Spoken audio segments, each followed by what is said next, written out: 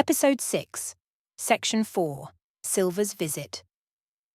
This project was prepared by Broa Rasul Sharif, teaching at Safin High School.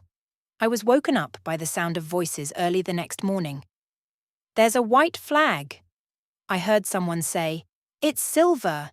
There was a man with Sylvă who shouted, "Captain Sylvă, sir, wants to talk and make peace."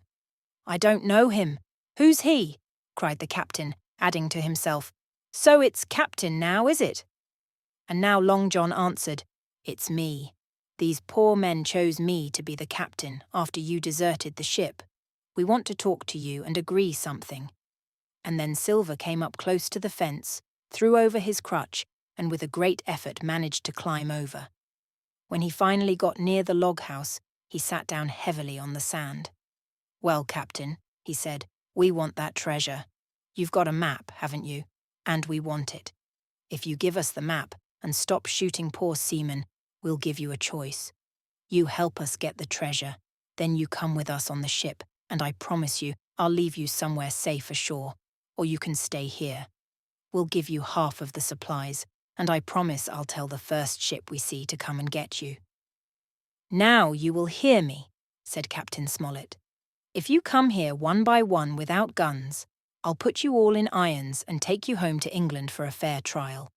If you don't, you are beaten anyway. You can't find the treasure, you can't sail the ship, and you can't even fight us. Now, off you go." Long John Silver was red with anger. With much difficulty, he pulled himself along the ground to where his crutch lay. Then he stood up and spat in the spring. "There!" he cried. "That's what I think of you. I'm going to destroy this old stockade, and those that die will be the lucky ones." And swearing loudly, he moved away, pulled himself slowly over the fence, and was gone. The captain soon made sure that we all had muskets and told us where to stand. There were more of them than there were of us, but at least we had the stockade. After an hour of waiting, a group of mutineers suddenly appeared from the woods on the north side and ran towards the fence. At the same time, shots came from the woods to the other side. The squire and Grey fired again and again from inside the log house and hit 3 men as they climbed over the fence. 2 of them were shot dead, and the third ran away. But 4 more had got inside the fence, and then they were on us with pistols and swords. One of the pirates put his hands on Hunter's musket, pulled it through the hole in the stockade wall, and used it to hit Hunter hard on the head. He fell to the floor and did not move.